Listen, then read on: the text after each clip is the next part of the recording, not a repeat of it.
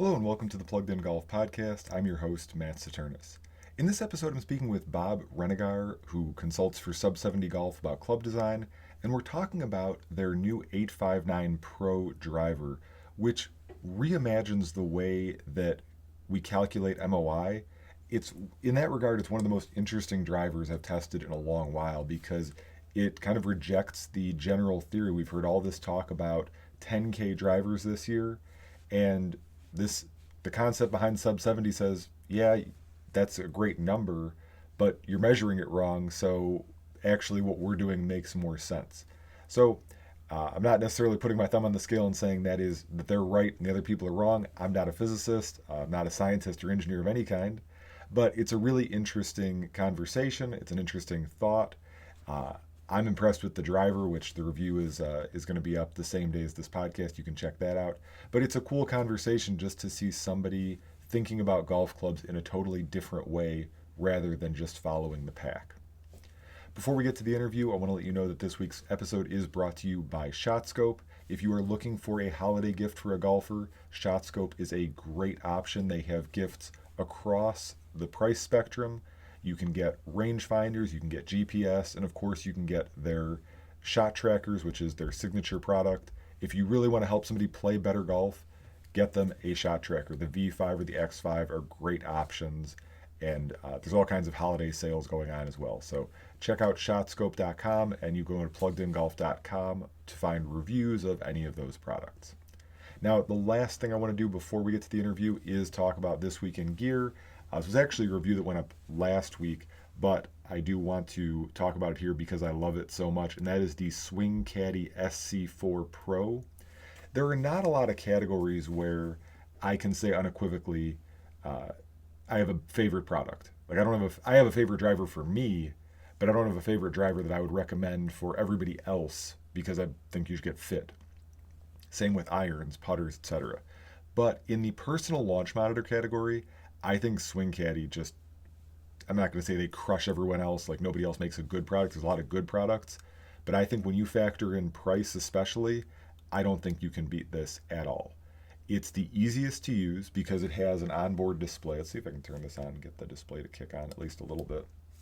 Um, so it's got an onboard display, so you don't need a device to make it work. You can see there, onboard display. It's not going to put up all the numbers, but for the YouTube audience, you can at least see that a little bit. Um, you don't have to connect a device, which removes a major friction point. It gives you all the data you would want to see. It's not shorting you on any numbers. Um, it powers simulation. There are no additional costs once you buy it. It's yours and it just works. You don't have to pay annual fees. And it's accurate. It's as accurate as you need it to be, as accurate as anything else in the sub professional category. And it's $500. It's $500 when you use the link on pluggedingolf.com. We have a special $100 off promo code. But if you don't want to use that link, then it's $600, which is still a competitive price. And there's no annual fees. That's the biggest thing. Some of these other devices are the same price or around the same price to start, but then you start adding on $100, $200 a year to unlock all the features. And so the cost is just much, much greater. So check out the full review on the website, Swing Caddy SC4 Pro. If you're looking for, you've got somebody who you're willing to spend a little bit of money on for a holiday gift, or buying a gift for yourself, this would be a great one. It makes the winter go much, much faster if you are in a cold climate and indoors and you want to hit balls and get some nice feedback or play simulated golf. It's just a great, great option. It's my favorite personal launch monitor. So with that, we'll move on and get to the interview with Bob Renegar. For the YouTube audience, I will say the video quality is not amazing, and I apologize for that. We're going to try and make that better in the future, but it's still there because some of the stuff he talks about, he makes visual demonstrations, and it's really a useful thing to have the video and see him talking about the different concepts as it relates to club design and MOI. We're now joined by Bob Renegar, a club designer on the Plugged In Golf podcast. Bob, thank you for coming on the show with us. Man, it's my pleasure to have the opportunity to talk to you and tell you a little bit about the new 859 driver from Sub 70 Golf that we've spent 3.5 years working on, and we're ready to bring it to the marketplace now, and really excited about the results we've gotten with it. Yeah.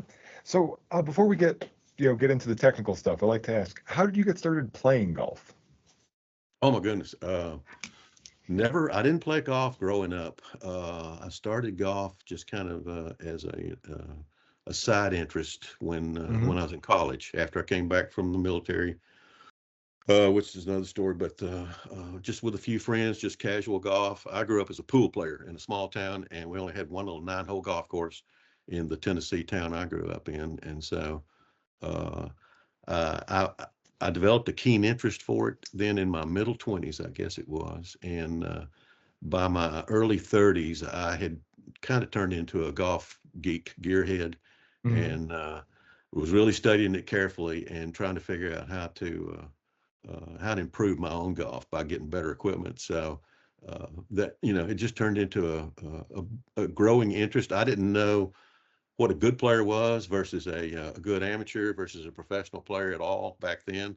I got to the point where I was a fairly good player, and I didn't, I thought everybody on TV was shooting under par, and I was shooting Mm-hmm. 74s and fives. I thought, well, I got a long ways to go, and I did, but that was uh, that was how I got going, and then. Okay. Uh, Yeah. And then how did you get involved in the golf business? Well, and one kind of goes right into the other. The way that happened was I started tinkering with putters and short game stuff in let's see, I guess in the early 1980s when I was managing an engineering group for FedEx, and starting to play more golf and get more serious about it. I was trying to play some local club championship, amateur type events and stuff like that, and I was doing okay with it.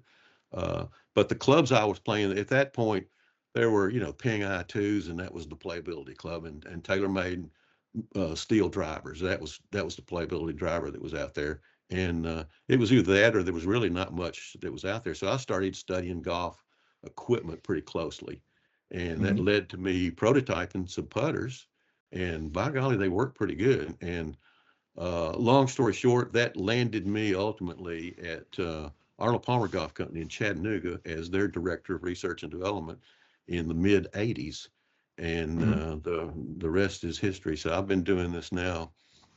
I'd say more than 40 years. I've been doing golf club design, and it's worked out okay so far. Okay. Uh, Yeah. yep. And how did you get connected with Sub 70? Because you are a consultant with them. You're helping them work on this driver. And how did you get connected with them?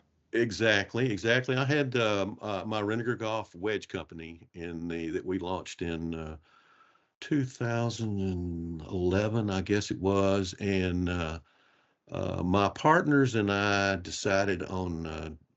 We saw the future for Renegar Golf different ways, and decided on a division of me from the company in 2015. And so there was a almost acrimonious buyout that occurred then, and those guys really weren't golf guys; they were business guys. The company failed financially within a year, and they declared bankruptcy, defaulted on the buyout with me. I mean, it was all kinds of good stuff. But anyway, um, long story short, that led to the company going into a bankruptcy, and I was just contacted out of the blue by this guy named Jason Highland. He was looking at possibilities for expanding what Sub 70 was doing, and I believe he was thinking about acquiring Renegar Golf as a wedge company for Sub 70 at that point. And so he called me and asked me if I'd be interested. Anyway, we got to know each other at that point, and so fast forward another 4 or 5 years beyond that, I called Jason. I was watching then keenly what Sub 70 was doing because I had a personal interest in it at that point. And I saw that it looked to me like Jason could use some help from a technical standpoint. So I called him and I said, Jason, I said, is there anything I can do to help you from an R&D standpoint to refine your products and your product development processes a little bit? And he says, you'd do that. I said, yes, I would. Absolutely. So anyway, we agreed to do that and started in, I think probably 2020, Mm-hmm. uh, doing that. And I've been just kind of a part-time consultant with them ever since. Okay. Done several projects, and this is the most recent one. All right. Well, before we dive too deep into the 859 specifically, let's do a Mhm. little background, define some terms. There's going to be a lot of jargon floating around here. And Yeah. let's start with MOI. What is it? Why does it matter? How is it measured? Well, I guess it really matters now because we've got MOI wars going in the golf industry, don't we? Mm-hmm. We do. So everybody's going to have a 10K driver at some point, I guess. But really, there's more to it than this. So, moment of inertia is the engineering term from physics that's given to a body's resistance to turning when it encounters an external force. Okay, so in this particular case, we're talking about a golf club head moving through space into impact with the golf ball, and it comes into contact with the golf ball, and the moment of inertia is going to what the measure of the moment of inertia is going to tell us how stable that golf club is going to be on impact. This other than the direct central impact, the DCI impact, which is where the club face impact point and the golf club head center of gravity are directly in line with one another. And so you peered it in that point, in Mm. that case. And there's no rotation of the club head that occurs there. It's a perfect energy transfer. But the moment of inertia becomes important when off-center impact occurs. So it's impact toward the toe or the heel or high or low or whatever, going to move that golf club into a different orientation, and the energy transfer becomes less than perfect. The alignment of the club head is messed up. So uh, the conventional wisdom in golf club design is that the higher I can make the MOI, the more stable the golf club is going to be on impact, on off center impact in particular. So I mean that's how you get to there. That's how the supposed importance of MOI comes into golf club head design. It's really most important for drivers because drivers are uniquely they're the most challenging product category from an engineering Mm. standpoint to develop. The the shafts the longest, speeds are the greatest, the margin for error in play is the least. The club head's the biggest, but it's the lightest. So you got all these things going on that represent engineering challenges, and then uniquely the driver is the only club in the bag that's not hit from the ground. It's hit out of the air, sitting up on a peg. So the the design considerations, the design objectives end up being completely different for a driver from everything else in the golf bag. So MOI is one part of that. It's one important part of that that we've learned over the years. The old persimmon woods had very low MOIs, and as we got into investment cast, hollow body golf club designs like the first tailor-made metal woods, they had a much higher MOI than the old persimmon woods. And as the golf club heads have gotten larger for drivers with the advent of titanium and multi-material solutions, it's possible now to increase that MOI even more. So um, what the USGA does is they measure MOI about a vertical axis in the golf club head. And here's I've got a golf club head here, about a Okay. vertical axis passing down through the center of the club head and the center of gravity. And they measure that would be in airplane speak. It would be the yaw axis. It's the axis of the golf club head that it turns about on, say, a toe impact or a heel impact. And so they'll measure that MOI, and the limit for the USGA in legality terms is 5,900 grams centimeter squared. Mm. Uh, and what happens now with these 10K MOI uh, uh, products that are out there right now is we we had this golf club measured when we were, this is the 859 driver. We had this golf club measured when we were looking for the approval from the USGA to play it for a competition. And we measured this one to be 5,200, or the USGA measured it to be 5,200 grams centimeter squared. That's in that axis where it's moving it open and closed through that vertical axis. What we're seeing in the 10K wars that have broken out is that the there's a secondary possibility that these manufacturers are looking at that would be along the pitch axis, if you're looking at airplane speak, where the club face is turned up or down with impact that's high on the club face or low on the club face. So what these 10K solutions are is a measure of the MOI in this vertical or through this vertical yaw axis, plus the measurement of the MOI about this horizontal pitch axis. And the USGA doesn't have a limitation about this pitch axis, but that's what you're seeing is an addition of these two measurements. So you've got the yaw axis measurement, it has to be 5,900 or less, and a pitch axis measurement that can be whatever. Nobody knows right now of there being any kind of limitation from the USGA for that. So the two combined together, they're saying it's something in excess of 10,000 or at 10,000, whatever. But that would suggest this is an extremely stable club head, regardless of how you hit it. Okay, whether you hit it high or low, heel, toe, whatever, regardless of the impact point, is going to be very, very stable. And that's the inference. That's the benefit that you as the player would enjoy is more stability on that golf club, with it being a 10K golf club. So there's the story on MOI. Okay. Before we get into the 859, the other thing I want to talk about is bulge and roll and gear effect, because that also factors into your new design idea. Can you Yes. give a of what those are? How do they work? Yeah. Bulge and roll are these curvatures that we've all seen. Let's see if I can get this turned around the right way. Yeah. On club face are from heel to toe, the curvature. That's not a straight surface. It's curved there, and it's also curved from top to bottom. It's bulge in this case from heel to toe, and roll from top to bottom.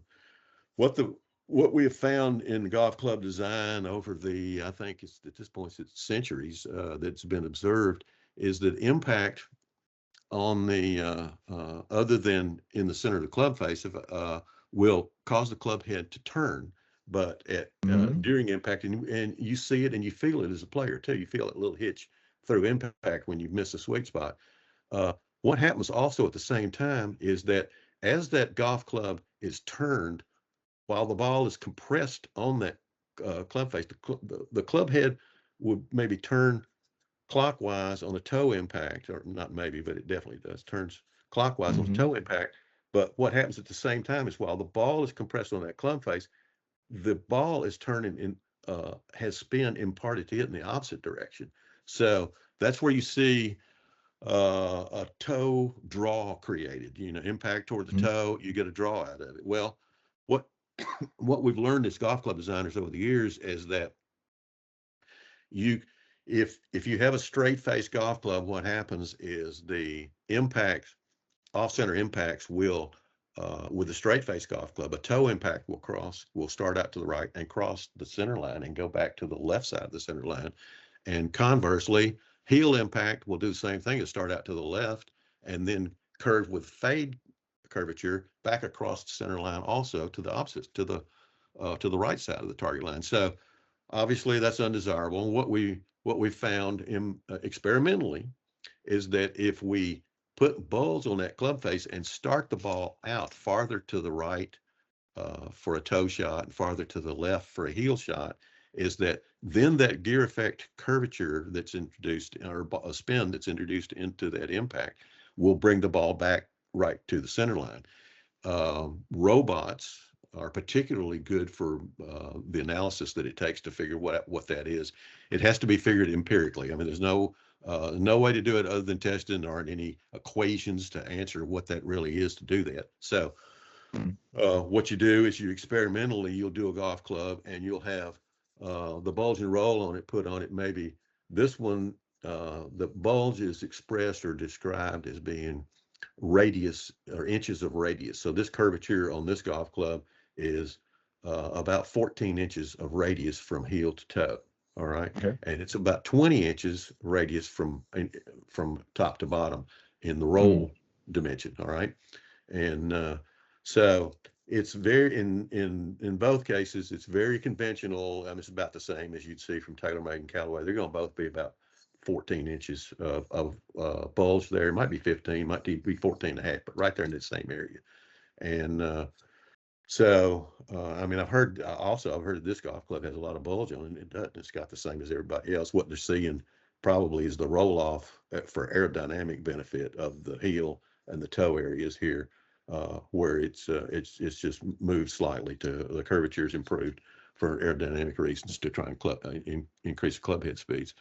So that gear effect then is that observed phenomenon where the club head turns and it turns the ball and it imparts the spin on the ball. And we golf club designers trying to manage that to make the golf club as accurate as possible on those off-center impacts, because none of us are going to hit it right in the center every time. And so that's why you do the gear effect, and that's why you do moment of inertia improvements, both, because both of them benefit on off-center impact. The direct central impact has no gear effect.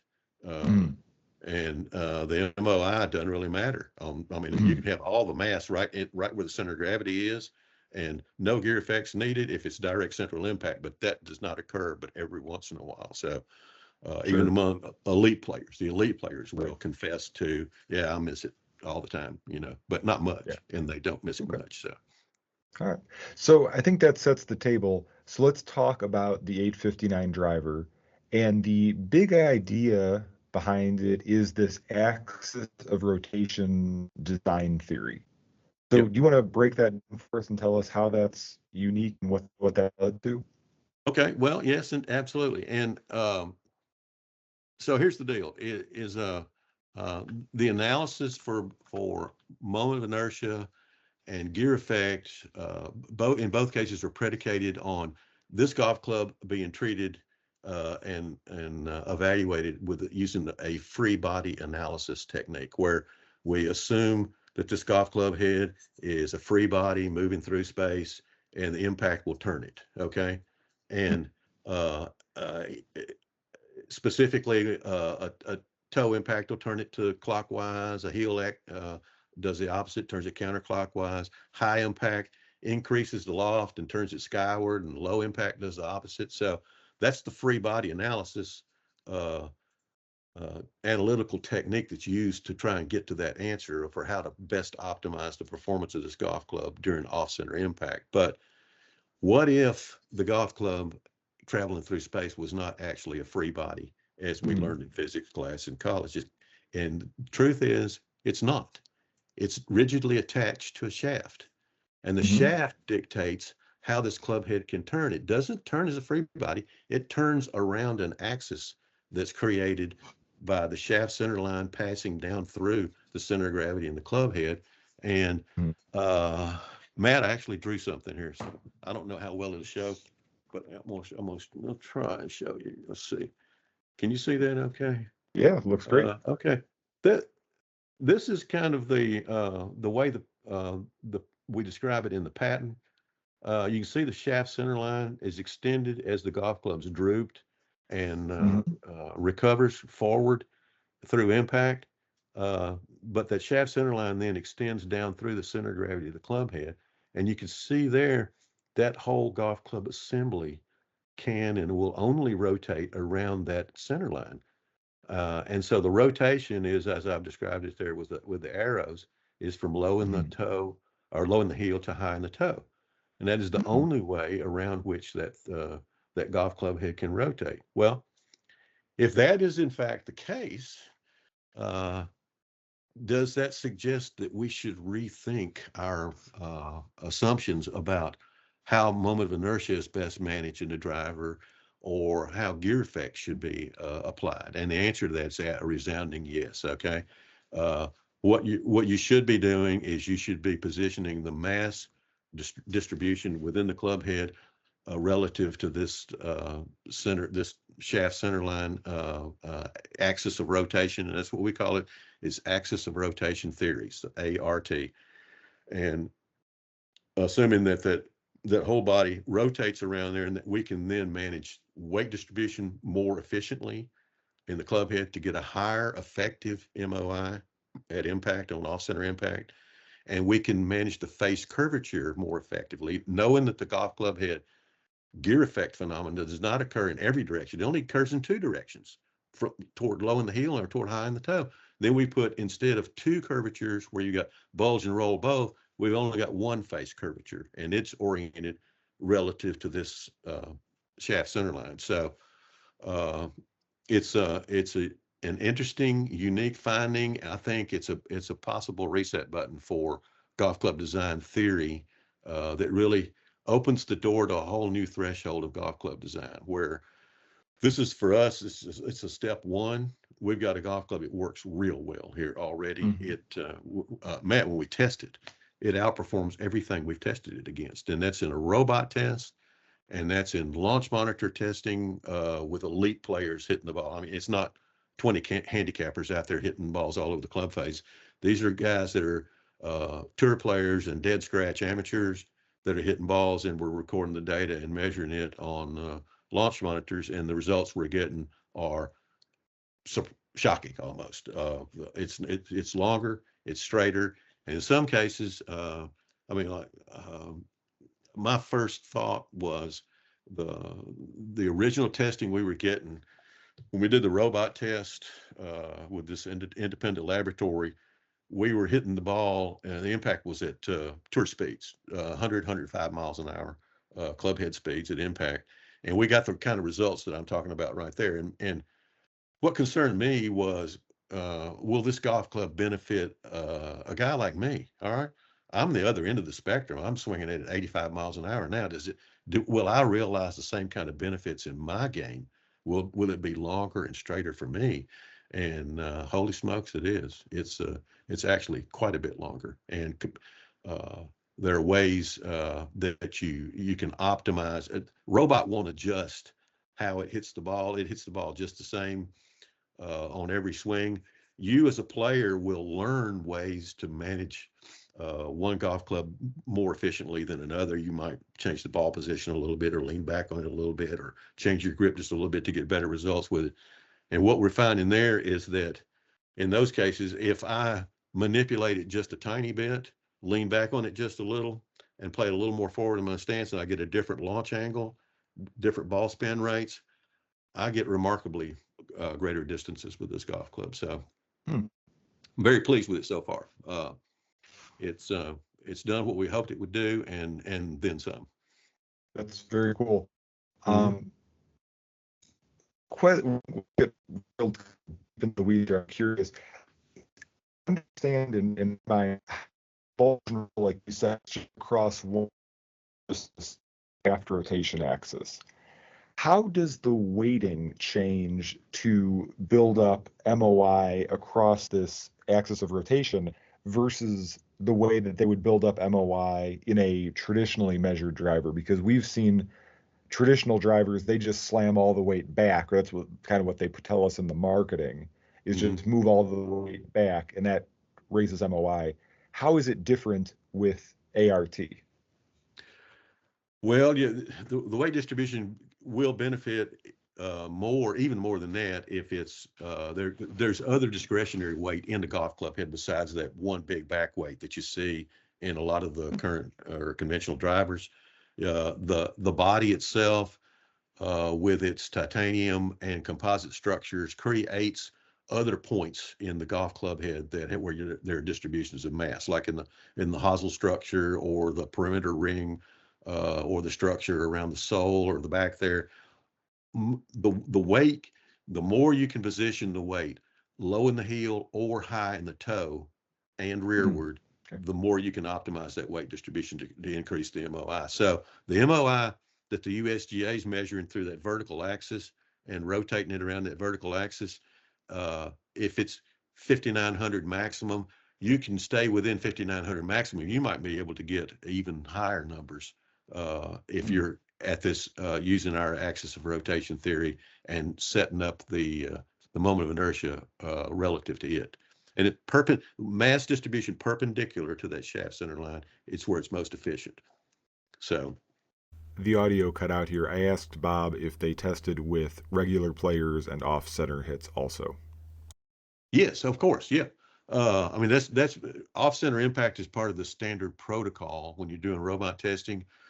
You will start with impacts and measure results downrange with a perfect direct central impact right in the sweet spot. Okay, and then Mm. the protocol that's used at Golf Labs where we did the testing here for the 859 is three quarters of an inch toward the heel and three quarters of an inch toward the toe, and we'll measure, collect data there, and then 3/8 of an inch high and 3/8 of an inch low. So uh, regardless of how the golf club works, we're going to take the Golf Labs is taking those measurements for those competitors that we tested against, and for us using all the same points. And Mm. uh, Golf Labs does this with some precision. They've got a T table that holds the ball for the testing that they can move up and down and back and forth and in and out in any direction, just millimeters. And so if they're trying to set it up to hit it three quarters of an inch toward the toe, they don't have any problem replicating that. They can do it exact every single time. So it's necessary to be able to do that with precision to be able to Mhm. trust the data at the other end. So Yeah. yeah, that's for guys like you and me, or I don't know about you, but for me, Oh I'm going no, to hit it that's all me. over the club face here. So Yeah. that kind of test protocol is what's absolutely needed for me. I'm not going to hit it right there very often at Mm. all. I'm going to hit it here and there all around. And so it's got to work for me and most people all over the place there. So Yeah. Are you able to share any of the data as far as dispersion or any of the things specifically that you saw in your testing versus other companies? um, it's done objectively. It's done with that purpose in mind, but we need to do that uh, uh, with the written permission of golf laboratories. Okay. That was what was intended to begin with, and it's not. Nothing's changed to make it unintended at this point. I think maybe Jason and Sub 70 haven't chosen that. What I can tell you is the best competitor against us in the robot test was 4 yards shorter than we were, and the worst was nearly 12 yards shorter than we were. And Oh. in the elite player testing with launch monitors, we're seeing the same kind of results. Only Mm.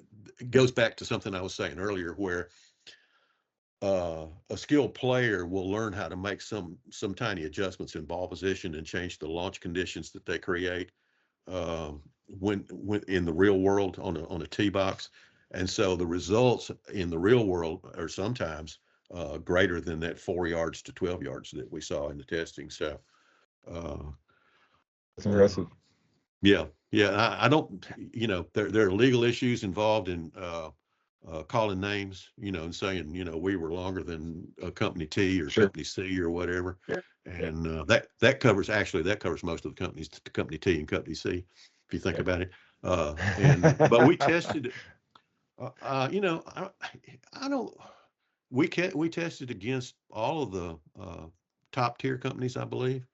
I don't know of anybody that we left out. Certainly didn't leave out anybody intentionally. And we just keep, the the testing in the beginning was all anecdotal player testing. I was hitting balls, Jason was hitting balls. He had the guys up there at sub 70 hitting the balls, and his players that were working with sub 70 hitting balls.